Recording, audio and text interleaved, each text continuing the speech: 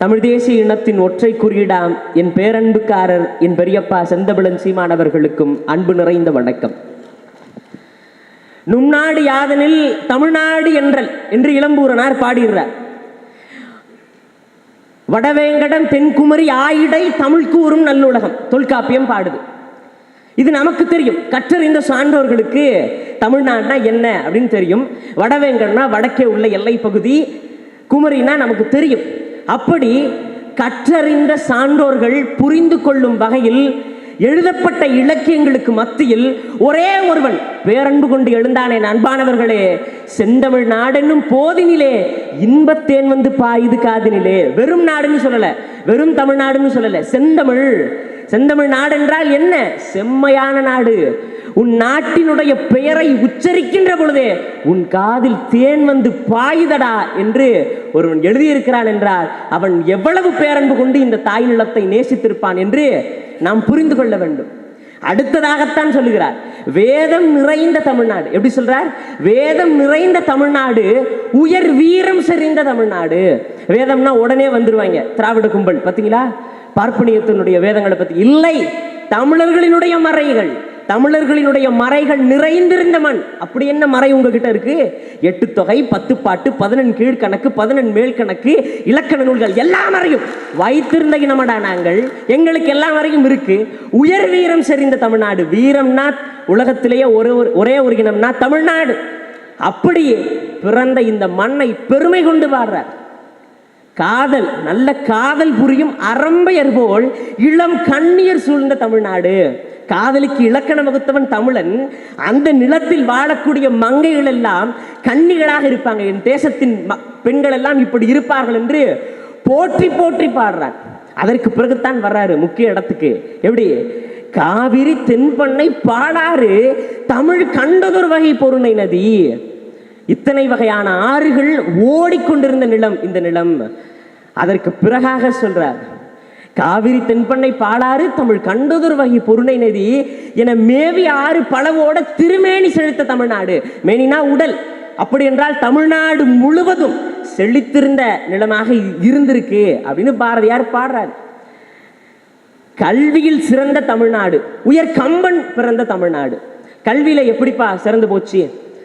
காமராசர் தானே வந்து படிக்க வச்சார். ஆம், என் தாத்தன் காமராசர் இட்ட விதையில் தான் நாங்கள் எல்லாம் படித்தோம். ஆனால் பாரதியினுடைய முன்னத்தியர்கள் இலக்கியங்கள்ல இன்றைக்கும் அறிவு சார்ந்த கருத்துக்களை வகுத்தார்கள். அப்படி கல்வியில் சிறந்த நாடாக என்னுடைய நாடு இருந்தது என்று பாடுறார். அதற்கு பிறகுத்தான் கடைசி வரைக்கும் வரார். வள்ளுவன் தன்னை உலகினுக்கே தந்த வான்புகழ் கொண்ட தமிழ்நாடு. ஒரே வரையில் அடக்கிட்டார் தமிழ்நாடு. எப்படி? வான்புகழ், வானளவிடா. வள்ளுவன்ற ஒரு கவிஞனை கொண்டதால் தமிழ்நாடு வானளவிற்கும் உயர்ந்துருச்சு.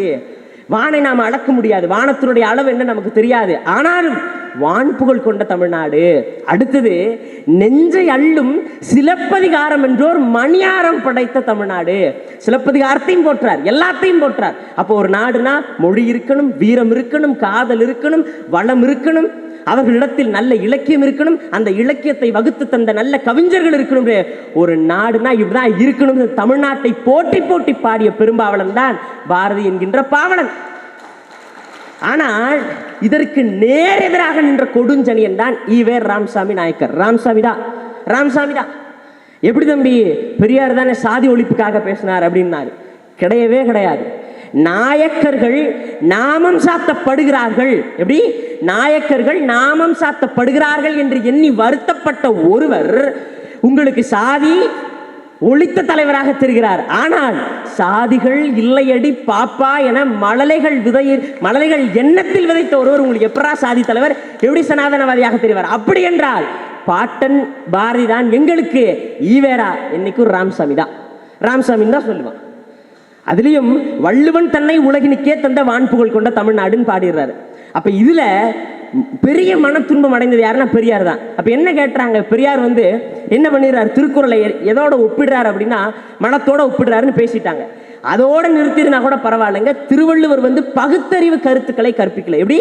பகுத்தறிவு கருத்துக்களை கற்பிக்கல. அவர் அன்னைக்கு ஆரிய சார்பின்மை உடையவராக இருந்திருக்கிறார். இது பெரியார் சொல்லியிருக்கிறார். என்னடா பகுத்தறிவு இல்ல? அஞ்சாமை ஈகை அறிவுக்கும் இன்னான்கும் எஞ்சாமை வேந்தருக்கு இயல்பு.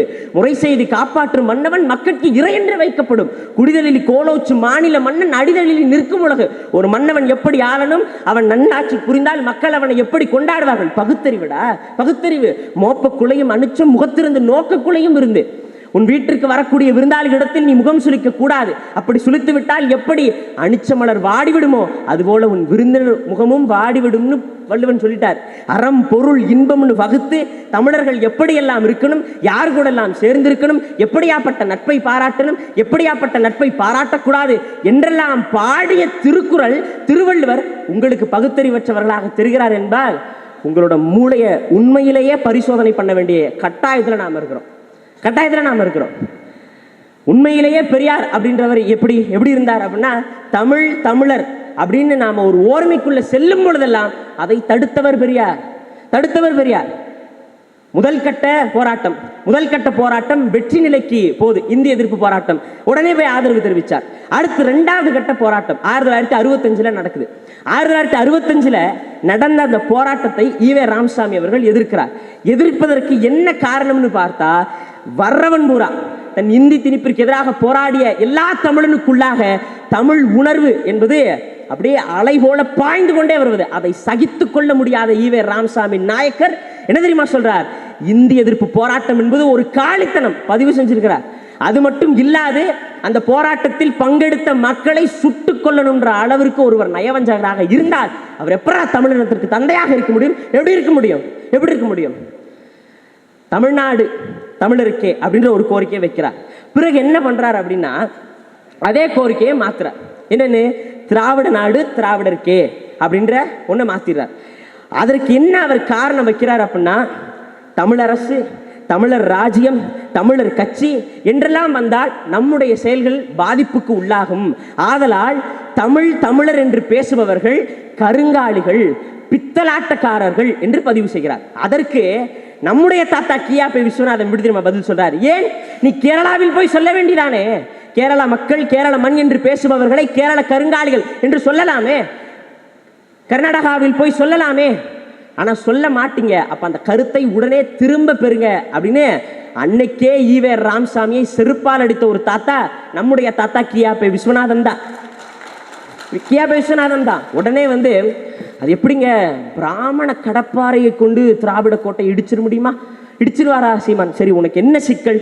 பிராமண கடப்பாறைன்னு சொல்லிட்டாரு தானே சிக்கல்? இல்லைடா, பாரதி தமிழ் கடப்பாறை கொண்டு திராவிட சுடுகாட்டை பெயர் திருப்போம். கோபுரம்லாம் கிடையாது, சுடுகாடு தான் பெயர் திருப்போம். உண்மையிலேயே பிரபாகரனின் பிள்ளைகள் அதை செய்து முடிப்போம். அப்புறம் பாரதி இந்த ஆளு கியாபே விஸ்வநாதன் தான் செருப்படி வாங்கியிருக்கிறாரு, அண்ணல் தங்கோட்டை தான் செருப்படி வாங்கியிருக்கிறாரு, ஜீவானந்தத்துக்கிட்ட தான் செருப்படி வாங்கியிருக்கிறாருன்னு பார்த்தா பாரதி கிட்டையும் செருப்படி வாங்கியிருக்கிறாரு. எப்படி செருப்படி வாங்கியிருக்கிறாரு? மெல்ல தமிழினி சாகும். எப்படி மெல்ல தமிழினி சாகும் அந்த மேற்திசை மொழிகள் உலகின் ஓங்கும் என்றந்த பேதை உரைப்பானோ அப்படின்னு பாட்டார். யார் அந்த பேதை? இந்த பேதை தான் இந்த ஈவே ராமசாமி நாயக்கர் என்ற பேதையை அப்பொழுதே என் தாத்தன் பாரதி செருப்பால் அடிச்சு அனுப்பிச்சிருக்கிறார். அது மட்டும் இல்ல, பாரதியினுடைய தமிழ்நாடு அப்படின்ற முழக்கத்தை நாம ஒரே ஒரு வரியிலெல்லாம் அடைக்க முடியாது. என்ன சொல்றாருன்னா, நுண்ணாடி யாதனில் தமிழ்நாடு என்றல் இளம்பூரனார் கூற்ற சொல்லிறாரு. சொல்லி முடிச்சதுக்கு அப்புறம் என்ன பார்க்கிறாருன்னா, வில்லெனும் மாத்திரையே ராயினும் அச்சம் வேளம் இளம் குருதி பாப்பா அப்படின்றார். அதற்கு என்ன அர்த்தம் அப்படின்னு நம்ம பார்த்தோம்னா, உன்னாடு என்ன நாடுன்னு கேட்டா நீ தமிழ்நாடுன்னு சொல்லு, அதுல எந்த விதமான மாற்று கருத்தும் இல்லை. அதை எப்படி சொல்லணும்? வில்லு எப்படி அம்புல இருந்து எப்படி வில்லு பாய்கின்றதோ அந்த வேகத்தில் சொல்ல வேண்டும். எல்லளவும் அச்சமில்லாது நீ சொல்ல வேண்டும் தமிழ்நாடு என்று அப்படின்னு பாரதி பாடுறார். பாரதிக்கு அந்த கனவு மட்டும் இல்லை, தமிழர்கள் கொஞ்சம் சிறுமையோட இருக்கிறாங்க அப்படின்றதுலயும் பாரதியாருக்கு வருத்தம் இருந்துச்சு. அப்ப நீங்க என்ன பண்ணணும்னா, பிறமொழி இலக்கியங்களும் உங்கள் இலக்கியங்கள்ல மொழிபெயர்த்து படிங்க. அது மட்டும் இல்லாது படிக்காத பாமர மக்களா இருக்காதீங்க. உங்களினுடைய தேமதுர தமிழோசை உலகமெங்கும் பரவச் செய்யுங்கள் என்று தமிழ் மொழியின் மீதும் தமிழ் இனத்தின் மீதும் பேரன்பு கொண்டு நேசித்த ஒருவன் என்றால் அது எங்களினுடைய பாட்டன் பாரதி தான். அதனாலதான் நாங்கள் சமத்துவ பாட்டன் பாரதி அப்படின்னு பேசுறோம். இன்னைக்கும் தமிழ் இளம் தலைமுறையினர் எழுந்து கொண்டு வரோம். இவனுக்கு என்ன அச்சம்னா, இன்னும் கொஞ்ச நாள் தான் பெரியார்னு பேசுவாங்க, பெரியாரை வந்து பேசிட்டு அப்படியே அமைதியாக கடந்து போயிடுவாங்க அப்படின்னு அவனுக்கு பயம் இல்லை. சீமான் தான் பேசுறாருன்னு பார்த்தா சீமானை விட பன்மடங்கு பெரியாரை நாம் தமிழர் பிள்ளைகள் செருப்பால் அடித்து கொண்டிருக்கிறார்கள் என்பதுதான் அவர்களுடைய மிகப்பெரிய வருத்தமே. கேட்டா திராவிட கோட்டையெல்லாம் உங்களால் இடிச்சிட முடியுமா அப்படின்னு. உண்மையிலேயே ஒரு நல்ல கோட்டை, ஒரு நல்ல வீடை பார்த்தோம் அப்படின்னா கண்டிப்பாக இதை இடிக்கிறதுக்கு நமக்கு மனசு வராது. ஆனால் அது முழுக்க ஒரு திருட்டு கோட்டை. திராவிட கோட்டை என்பது முழுக்க திருட்டு கோட்டை. அந்த திருட்டு கோட்டை தமிழர்கள் உமிழ்கின்ற எச்சிலால் கூட கரைந்து விடும்டா. அதுக்கு எதுக்குடா பாரதி? நாங்கள் துப்புகின்ற எச்சில் கூட உங்கள் திராவிட கோட்டையை நிச்சயம் கரைச்சு.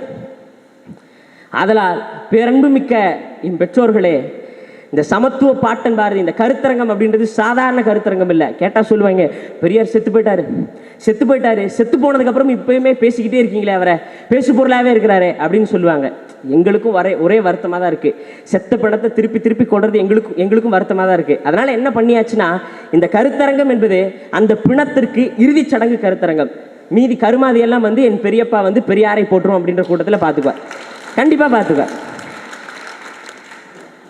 அதனால் எங்களுக்கு என்றைக்குமே தமிழர் தந்தை, தமிழ் பாட்டன்னா பாரதி தான். அதுக்கப்புறம் இன்னொரு விமர்சனம் வந்துச்சு. செந்தமிழன் சீமான் அவர்கள் வந்து ஆர்எஸ்எஸ் மேடையில் போயிட்டு தமிழ்நாடுன்னு பாரதி தானே முன்னாடி பேர் வச்சாருன்னு சொன்னாங்க. ஆனால் அதிகாரப்பூர்வமாக பேரறிஞர் அண்ணா தானே வச்சார் அப்படின்னு சொன்னாங்க. எவ்வளவு பெரிய அயோக்கியத்தனம் என்பதை அறிவார்ந்த மக்கள் புரிஞ்சுக்கோங்க. அறிஞர் அண்ணா பேர் வச்சார், சட்டசபையில் தீர்மானம் போட்டு பேர் வச்சார். எப்படி பேர் வச்சார்? யார் கோரிக்கை நிறைவேற்றினார்? 75 நாட்கள் பட்டினி உண்ணாவிரதம் கிடந்து இந்த நிலத்திற்கு தமிழ்நாடு என பெயர் வைக்க வேண்டும் என செத்த ஈகி சங்கரலிங்கனாரின் கோரிக்கையை தான் அறிஞர் அண்ணா நிறைவேற்றினார். இது வரலாற்று உண்மை. ஆனா தமிழ்நாட்டுக்கு பெயர் வைத்தது அண்ணான்னு பேசுவாங்க. சங்கரலிங்கனார் யாருன்னு அந்த திருட்டு கூட்டத்துக்கு தெரியவே தெரியாது. மாப்போ சிவஞானம் யாருன்னு தெரியாது. உவே சாமிநாதர் யாருன்னு தெரியாது. அதுலயும் பாரதி பார்ப்பான் தானே பாரதி. உனக்கு அவன் பார்ப்பான் என்பதில் சிக்கலா, அல்லது அவன் தமிழர் என்று பேசியதில் உனக்கு சிக்கலா? என்ன சிக்கல்? எந்த பார்ப்பானையும் நாங்கள் ஏத்துக்க மாட்டோம். ஆனா இப்ப பார்ப்பானுக்கு திராவிட மேடையிலே பரிவட்டம் கட்டுவோம். இது என்னடா திராவிட மாடலுடைய லட்சணம்?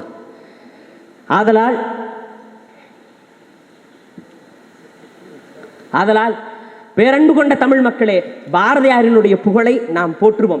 பாரதி கண்ட தமிழ்நாடு என்பது எப்படியாப்பட்ட தமிழ்நாடு தெரியுமா?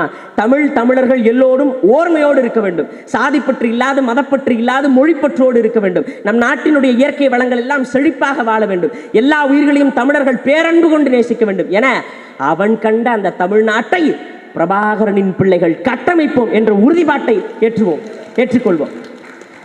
நாமெல்லாம் அக்னி குஞ்சொன்று கண்டேன் பாரதி பாடினார்ல, நாம் தான் அவர்கள்.